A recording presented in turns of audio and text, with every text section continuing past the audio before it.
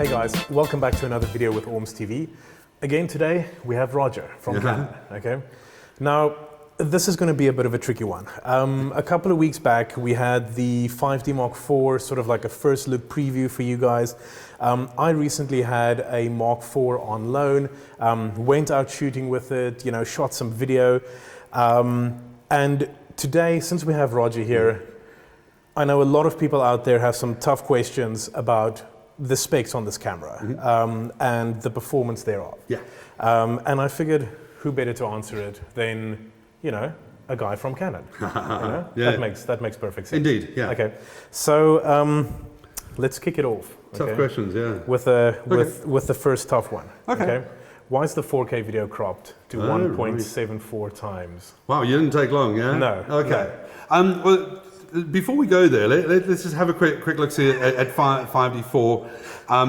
The thing that gets to us as Canon representatives, as people who have to be fans of these cameras, we know about what goes into the design, what goes into the build, from speaking to the people at the factory level, from speaking to the designers behind it, what and why, to a certain degree, why they put certain things in. Okay. There are certain things that are left out, and we ask, like, what the hell are you doing, why not, etc.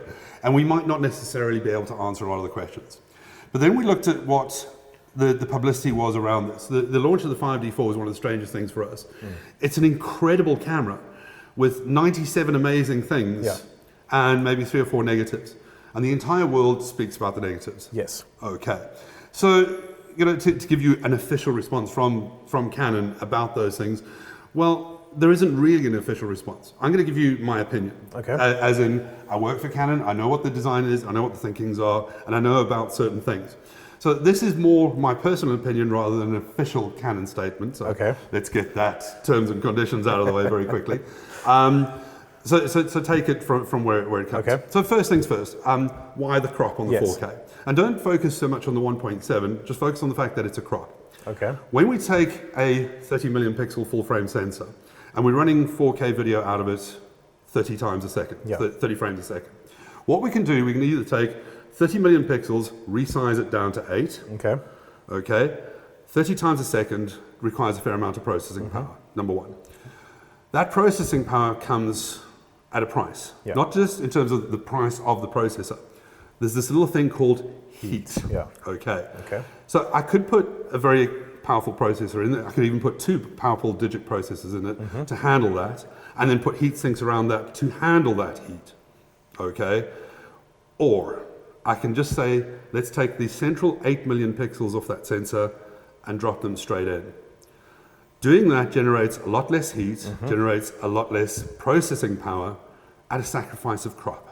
Okay. Okay, so here's the thing. As an engineer, I've got to look at this and say, well, I can put 2 processors in there. It's going to run hot. I've got to add heat sinks to it. That increases cost, build, and durability to a certain degree, because heat has to go somewhere. Okay. Okay. So these are the things. If we give you a full frame sensor and we resample it down to 8 million pixels 30 times a second, cost. The cost of 2 processors, the cost of additional heat sinks, the cost of etc., cost of bulk and durability is too high versus the small price of crop. Because what is the big problem with crop?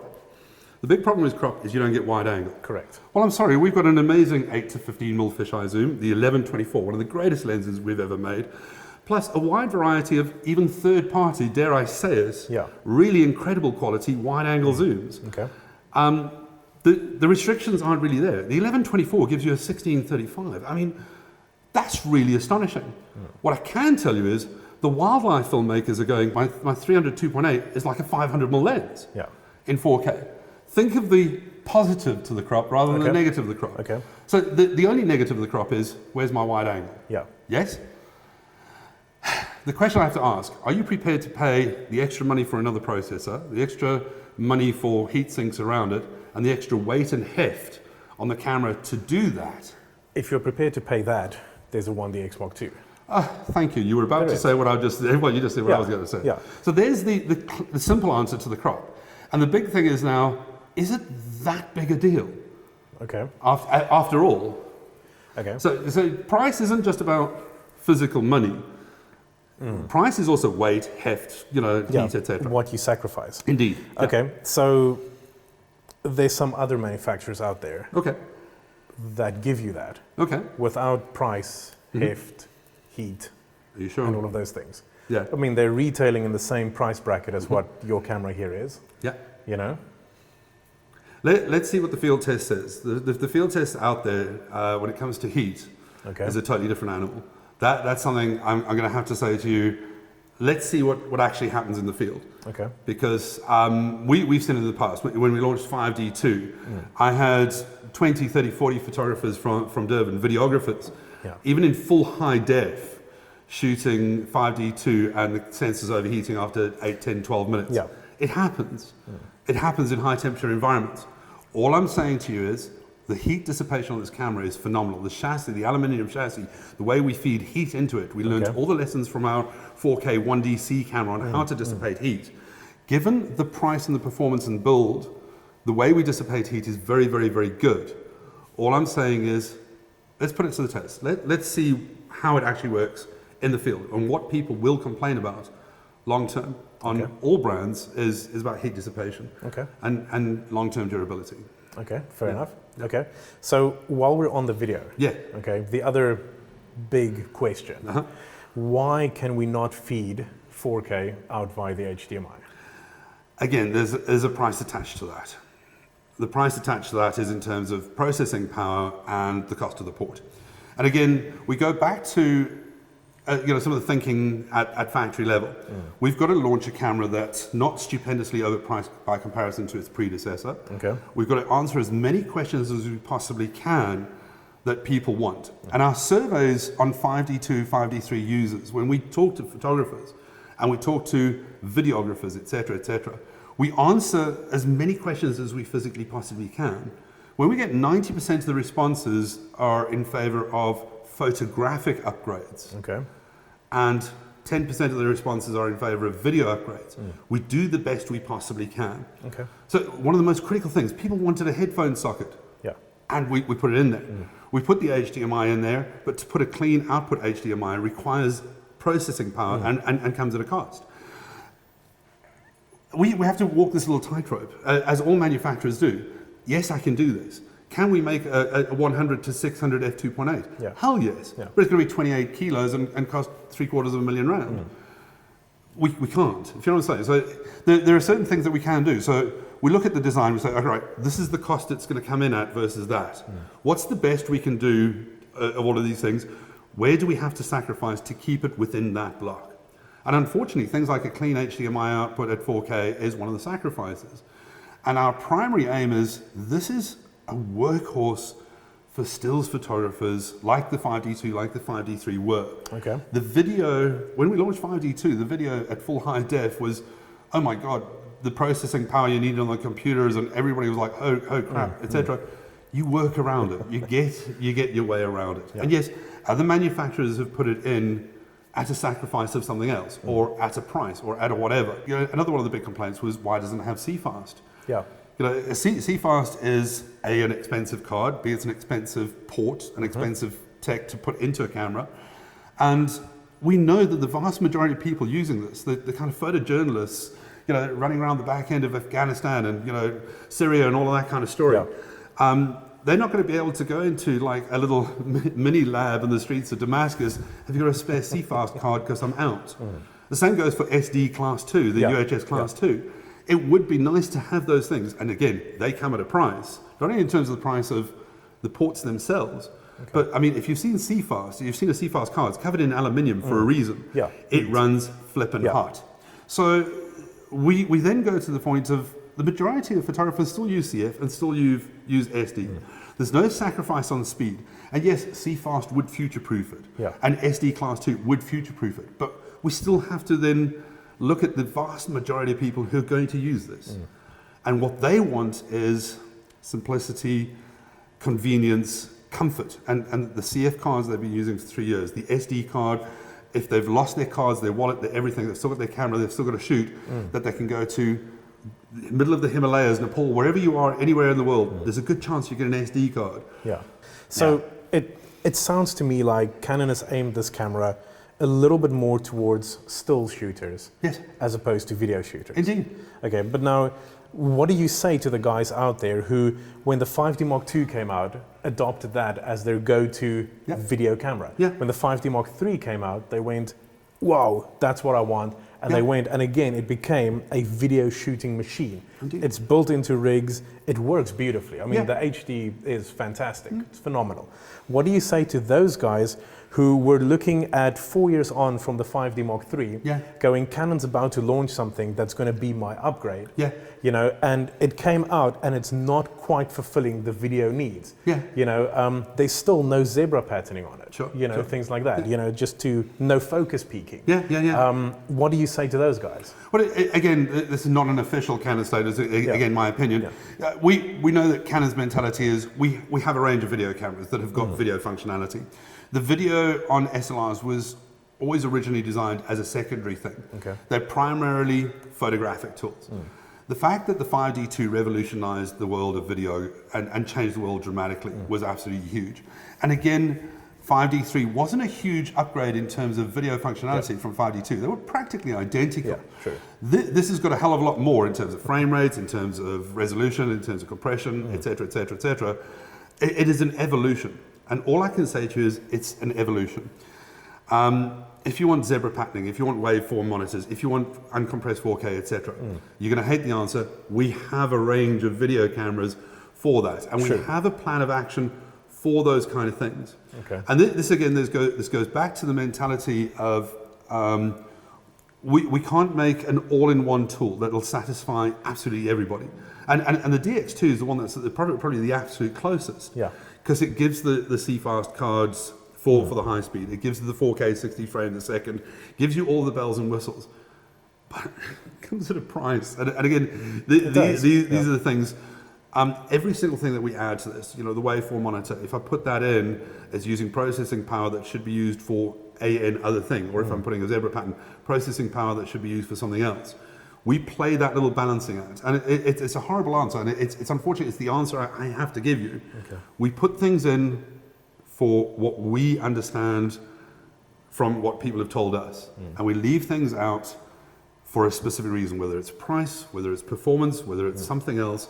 I know. But like the 5D2, you know, it had the rolling shutter. It didn't do this. It didn't do that. It didn't do that.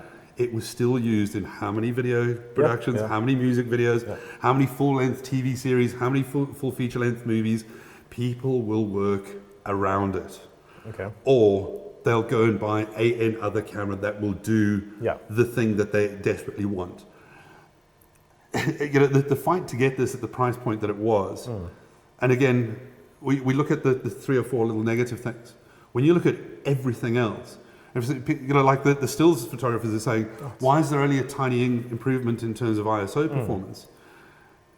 Sorry, you got a 50% increase in pixel count from 20 to 30 million pixels. So yes, you've got such a huge amount more pixels. Obviously they're smaller because we didn't make the sensor any bigger. Yet you still got an improvement in ISO performance, and you got an improvement in dynamic range. We did the best we could with the power that we had at our disposal. It is one of the most unbelievable, I call it the Swiss Army knife of cameras. The 5D3 was always like that. Tell me tomorrow, I need you to do a shoot. I can't tell you what you're going to shoot, but you need to be prepared for anything. 5D3. 24105 was pretty much the next step out of the bag. And the photojournalists, which is our primary market, these are the guys on the field, you know, covering war zones, covering news internationally. For what they want and what they need, this is beyond a doubt the greatest camera they've ever had. With the double whammy of now, the video quality is also exceptional. More and more journalists are being called on to not just produce great quality stills, but let's have some video feed as well. Absolutely, what else was there? Motion Jpeg. Yes. Nice codec. I like it. Absolutely. Some people don't. Well, there's 2 arguments to that. And again, one of the most important factors for us as far as Motion Jpeg was concerned was about still frame capture. And again, throwing it at the photojournalists essentially, and it comes from the DX2 as well. The DX2, shooting 4K at 60 frames a second in Motion Jpeg, being able to grab 8 million pixels 60 times a second out of that sensor to use for stills images is absolutely flippin' astonishing. Yeah. And the same goes back to the journalist in the field who's the stills photographer, but also has to sometimes deliver some video footage. Something's going down over there that 7 frames a second might not be enough to get that exact pinpoint action. Put it into 4K, roll the 4K, and be able to deliver an 8 million stills 30 times a second. Yeah. Motion JPEG is the best format for grabbing that still image. Number one. Unfortunately, it makes for a bulky file. Yeah. Fortunately, the quality of that file is exquisite. It really is good. You're getting all the meat you possibly need. And this is always, again, the balancing act. Quality or compression. And it works whether it's a still camera that shoots video or even a video camera. And Motion JPEG was chosen specifically for quality purposes and for grabbing a still image. Again, could we have added this codec? Could we have added that codec? Could we have added that? Yes. But again, codecs come at a price. We didn't invent the codec. Somebody else invented the codec. Yeah. We use their codec, we pay them. We've chosen the best codec we possibly could for the requirements this camera has. I think what you just touched on is the major issue that a lot of people have with this camera.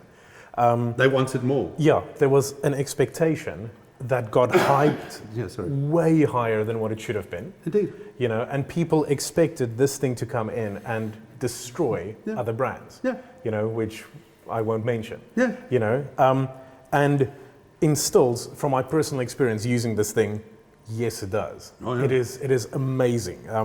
You guys have to see the dynamic range that this thing puts out. It'll blow your mind.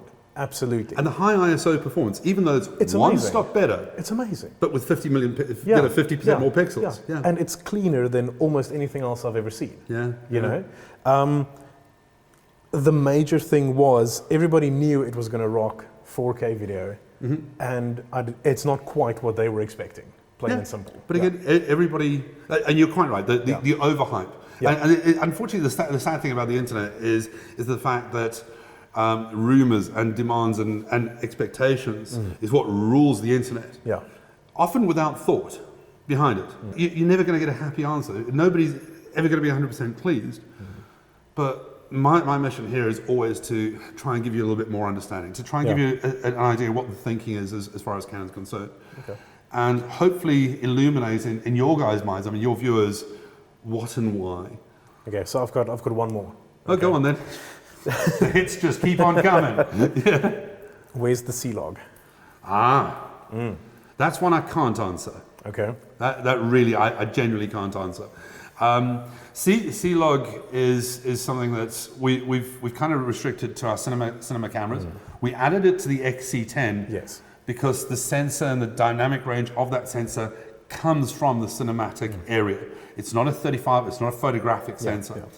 The dynamic range of C-Log is based on a lower pixel count sensor, the 8 million pixels, which gives us bigger, meatier pixels that allow us a wider range of dynamics out of that. Which technically you've got. No, we technically don't. Once you crop it down. Well, no, we don't. Because that crop of 8 million, those pixels are tiny. They're not the big, you know what I'm saying? They're not the big sensors we have out of the Super 35 mil. It doesn't have the same range of dynamics as on the C-Log. All I can say to you is, again, they've done it for a reason. Either it cost too much, or the performance wasn't good enough, or it didn't match the C-Log out of a C100 or a C300 or an XC10 for that matter. If it's not perfect, Canon would rather, let's not do it. Let's not put a C-Log in that's not as good, or maybe at a sacrifice of this. Let's rather not. And again, please, not an official Canon statement. That's me personally. Well, I think that's pretty much it, eh? Cool. Yeah, and again, thanks for the tough questions there, Dion. and again, as much as you hear it every day, I hear it every day as well. Yeah. There's no simple, easy answers to these kind of things. And again, as end users, we know, we hear you, we understand what you want, we understand your demands. But you also have to look at us as a manufacturer and look at that balancing act. And these are the things, the trade-offs are made not just some, let's just do that rather than this. Everything is very, very, very carefully deliberated to the nth detail. No, that's perfect. Well, I just want to say thanks, Roger, for explaining sort of Canon's, side of the story. Yeah. I mean, as you guys know, on forums and YouTube videos and everything out there, Canon is getting a little bit roasted about this camera. Yeah. It is happening. So, we just wanted to show. Having said that, we've oversold our budget quantity since the announcement in every country, in every territory, everywhere in the world. If it was that bad, it wouldn't sell. No, fair enough. We cannot get enough. Canon's not making them fast enough. It just goes to show, at the end of the day, it's an incredible piece of work. In any shape, way, or form, it's going to sell like flipping hotcakes regardless. And people will work around this, and they'll work around that, and they'll make it work. Perfect. Well, guys, I hope you have a better understanding of Canon's 5D Mark IV. And as always, Roger, thank you very much. Thanks for the roasting, Dion. Really appreciate it. Do what we can, right? Nice stuff. Thank you. Thanks.